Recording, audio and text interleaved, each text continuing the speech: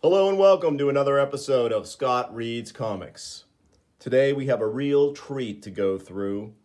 Camelot 3000 number 1, published in 1982 by DC Comics, the first issue of a 12-issue maxi series. And look at this tremendous cover provided for us by series artist Brian Boland.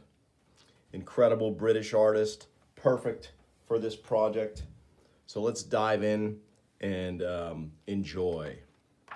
Incidentally, please like and subscribe, comment, let me know what you're thinking about the channel and what books you'd like us to cover in the future, and tell your friends. All right, DC Comics presents a soul-stirring sequel to the greatest legend of all, Camelot 3000, Chapter 1, The Past and Future King. Mike W. Barr and Brian Boland, writer, co-creators, artist. Bruce Patterson, embellisher. Len Wein, editor. John Costanza, letterer. Tatiana Wood, colorist. Continuing Legends chronicled by Sir Thomas Mallory. Brilliant splash page here showing some of our main protagonists. And this Brian Boland artwork in here, inked by Bruce Patterson, is nothing short of spectacular. Great shot of Merlin here. And we see the very distinctive look for our King Arthur in this series. This is the way the world ends, wrote poet T.S. Eliot, not with a bang, but a whimper.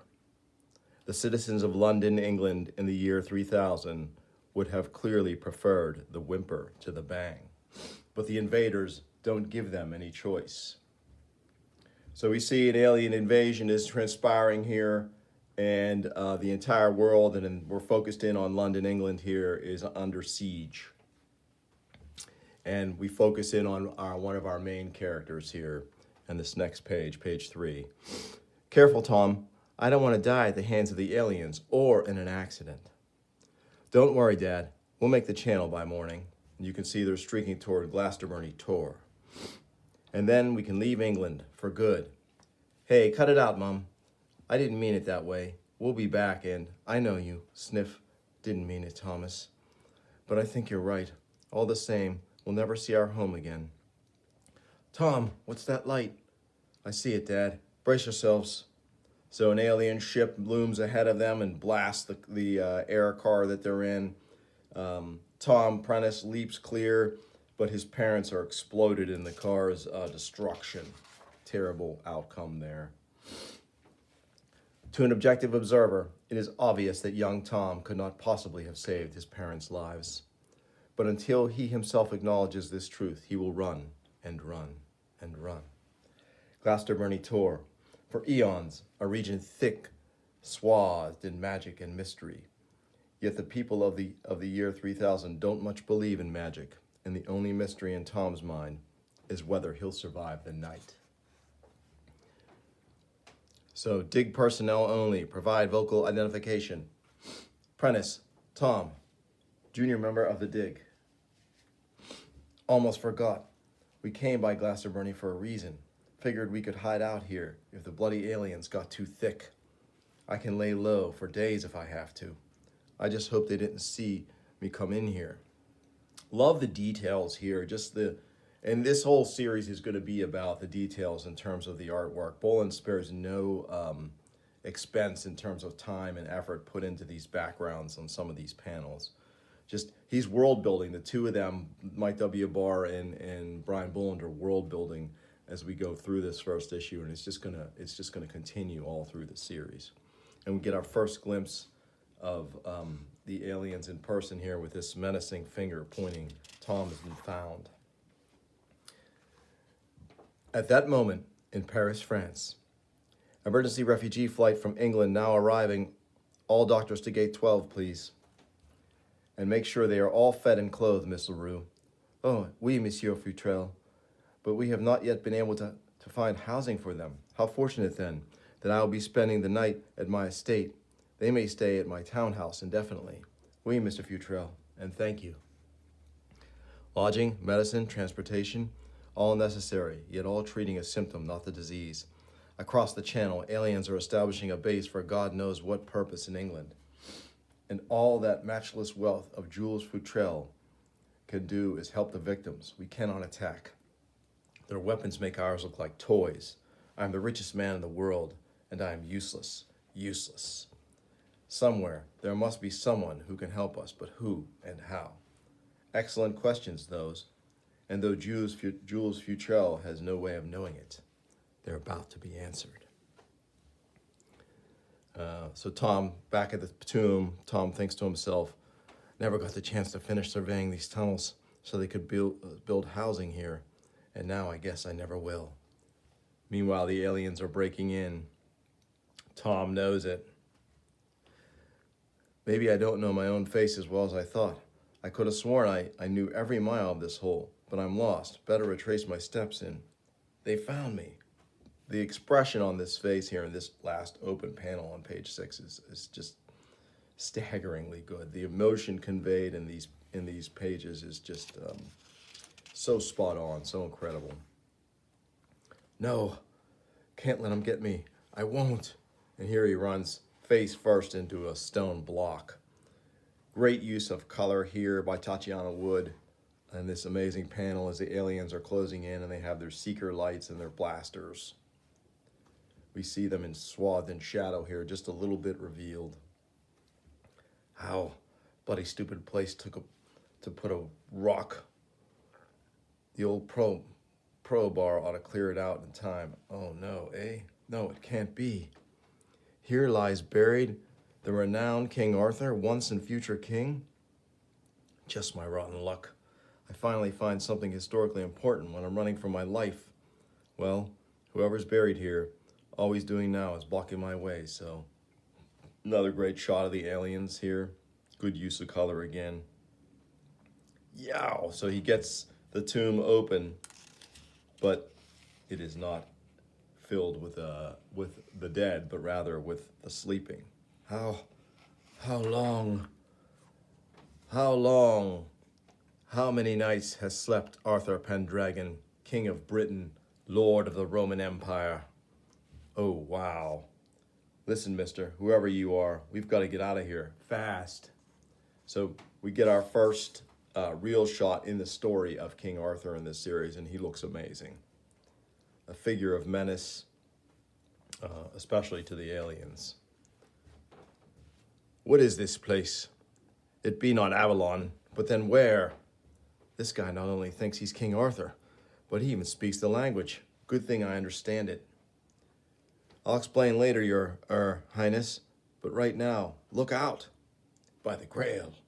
I love how our letterer uses this alien verbiage here, so we're not sure what they're saying throughout the series. We're going to see this. It's very cool.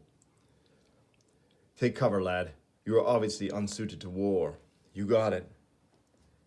My lord, both the weapons and the foes are passing strange in this land. But it appears the outcome of a meeting between metal and flesh is the same. Shriek as he crushes the alien's head here with this probing bar. Away with that weird torch. Away with it, I say. Or better, if ye so dearly wish to see it rend flesh, then give it me. Here he wrecks another alien by driving the pry bar through him, through his carapace. And I shall grant thy boon, though not in the manner ye intended. Great how Arthur's a warrior born, and so he just instinctively knows how to use these futuristic weapons. Very cool shot here. And again, Tatiana Wood doing overtime on the colors here. Really vibrant death scene there.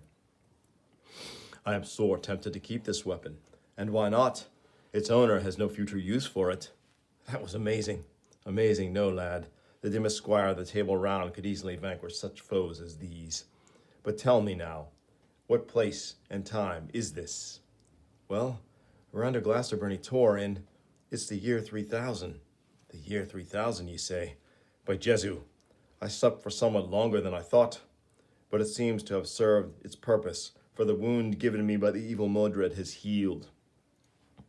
In the battle at Salisbury Down? What? Then my mentor did not fail me. He said the world would know of King Arthur and the Table Round. I must find him, lad. Would you come with me? I'll need a squire in this strange era. I'm sorry, your majesty, I can't. As ye will then, lad. But know you have performed a service I shall never forget. No, I can't go with him. I gotta get to France. But why? Mom and Dad are dead now, and I especially wanted to see them safe. So Tom changes his mind and joins Arthur, but they find more aliens at the ship outside. But Arthur, in his now inimitable style, quickly dispatches the two remaining alien sentries, one with a blast here, while simultaneously hurling the pry bar into the other alien's neck. And we'll see as we go through the series, the aliens are not individually that formidable, but they rely on mass and their technology to carry the day for them.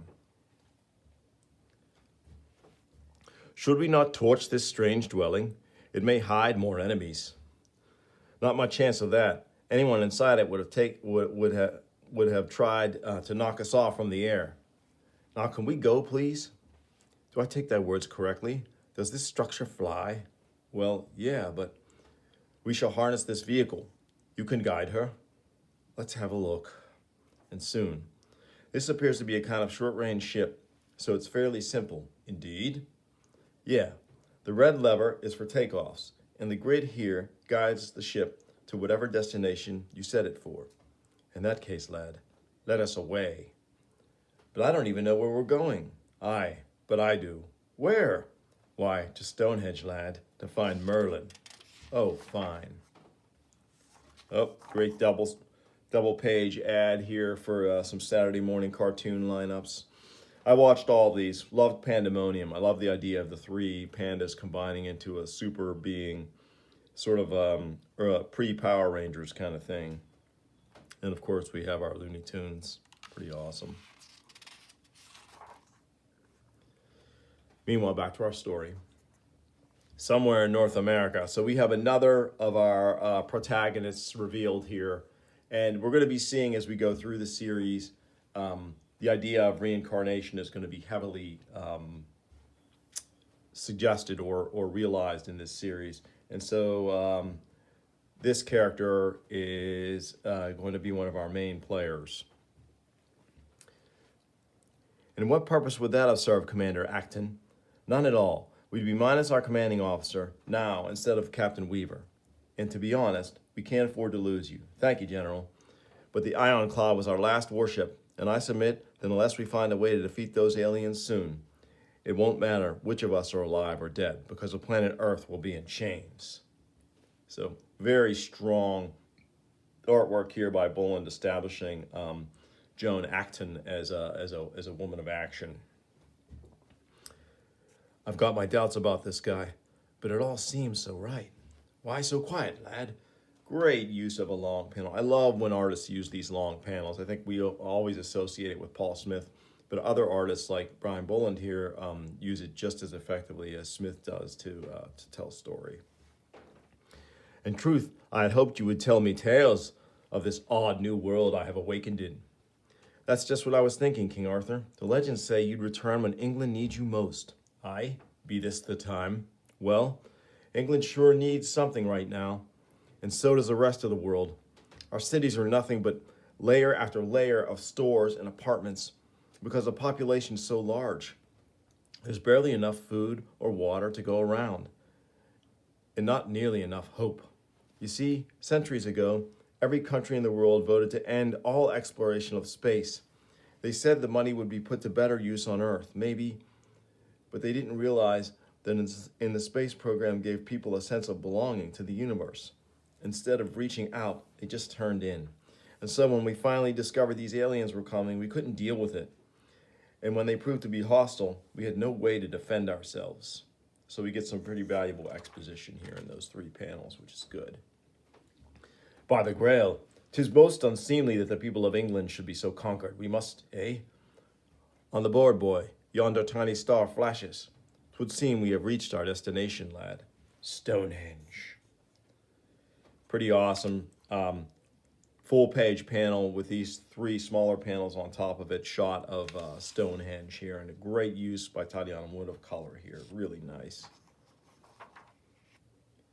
I love this Baxter paper, by the way. This whole series, of course, is Baxter's paper. And I remember the first issue of this I picked up off the stands was issue number 8. And I immediately, my brother and I went to Ides and we got the previous issues, and they were so cool. And you were getting a Baxter edition book for $1. And by the way, I picked this entire 12-issue maxi series up out of various dollar bins for, you guessed it, $1 each. So these are readily available in the Pittsburgh area for $1. And so check them out if you've never read this in this format. There are nice collections of this series, but I prefer to read them this way. You told me, boy, that all open space was being rapidly gobbled up for housing by your infernal machines. How is it then that Stonehenge still stands? Yeah, well, they tried to tear it down all right, but all the machinery just stopped working somehow. And when they brought in workers, well, they all got sick, though the doctors never could figure out why. Eventually, they just decided to let it stand. Ha ha ha ha ha! Forgive me, boy, I laugh not at you, but at your tale. Merlin vowed that no power neath heaven would ever topple his handiwork. And he spoke true. You mean Merlin built this? Of course, boy. What better place to find my mentor than at the place of his imprisonment? Now stand you back. Merlin, if you hear my words, then heed them. Appear now before thy student who is thy king. At first, the words only fall into a pit of silence, and then a wind. I wish not to speak to elementals, to weather spirits, but to thy maker. Where is Merlin? Go back to thy grave, pretender to the throne. Rule the dead. No! England needs ye not, usurper. Go away. No! I am Arthur Pendragon, son of Uther and king of England, and I will not be denied. Wham! He crushes this rock with that pry bar from the tomb, and suddenly these spectral hands emerge from it, and some liquid here. Great sequence of panels here. Incredible storytelling by Boland. Not sure if this series was done Marvel method or if there was a real tight script that Mike W. Barr wrote. I'm thinking it was probably tightly scripted by Barr. But either way, the combination of the two talents, writer and artist here, are just perfect. And look at this beautiful full page depiction of our first in-story appearance of Merlin. You have been heard, Arthur, son of Uther, and answered by Merlin, son of the devil. Merlin, how dare your elementals mock me as thy did? You may be my mentor, but I am still thy king. Calm down, Arthur. I knew what I was doing. Specifically, I was baiting you so you would free me. I couldn't break the enchantment cast upon me by that scheming witch Nineveh. At least not alone. But by combining our forces, I am free. You did well, Arthur. Now let me have a look at that wound. Yes, it's healed quite nicely, as I knew it would. Merlin, this is, Tom. Yes, Tom. I know who he is, Arthur. Who do you think arranged for him to find you? We must be about your mission. Do you know what that is? Well, I assume it. No, not really. You must again unite bickering nations under your rule, Arthur, as you did before. Unite them against a common foe. Yes, but for such a task, I need my blade, Merlin. I sorely need Excalibur. Of course, and you shall have it. Hey, what's great shot here in this panel of Merlin teleporting basically the trio of them away. When a severely overpopulated world needs power to process food, to dispose of waste, all other considerations are secondary, which is why a nuclear facility took priority over a forest. One of the themes going through this series is going to be the environmental deprivation visited upon the planet by quote-unquote unchecked progress. And we see that here. And they show up at this nuclear plant in the midst of another alien attack as they're blasting away at the people. Here, Merlin, I shall find Excalibur here. It was into these waters that one of your knights cast it at your bidding, and it is here that it remains. Holy, there's aliens here. Arthur, tell your pet to be silent. They cannot see us. Pet! Hush, lad. Merlin is rude, but correct. Lady of the Lake, ye who have kept Excalibur for lo these many years, hear me. Merlin, who forged it, and Arthur, who wielded it, ask that it return. Return! Return! Merlin, you did it. You doubted. Another amazing full-page panel here that's just breathtaking. Boland's figure work and composition are just peerless. And we see the Lady of the Lake, and we see our first in-story shot here of Excalibur. Totally awesome. Come to me, Excalibur, and we shall unite a world. Come to me and... What? Merlin, it's gone. Why, so it is, isn't it? See him here winking. Don't play games with me, Merlin. That blade and I are one. Where is it? You shall know soon enough, son of Uther. And so shall the knights of the Round Table as well. And they teleport again. So here we are, the United Nations building, New York City. Even in the year 3000, a place where world leaders meet to discuss crises. We're being invaded by foreigners from space, and all they do is talk. Why don't they do something? They think they are, lady. And in a dramatic surge of unity, the General Assembly has voted 912-0 to bitterly censure the invading aliens. Of course, since the last UN envoy to the aliens was disintegrated, there is some debate over who will deliver. Wait, just a minute.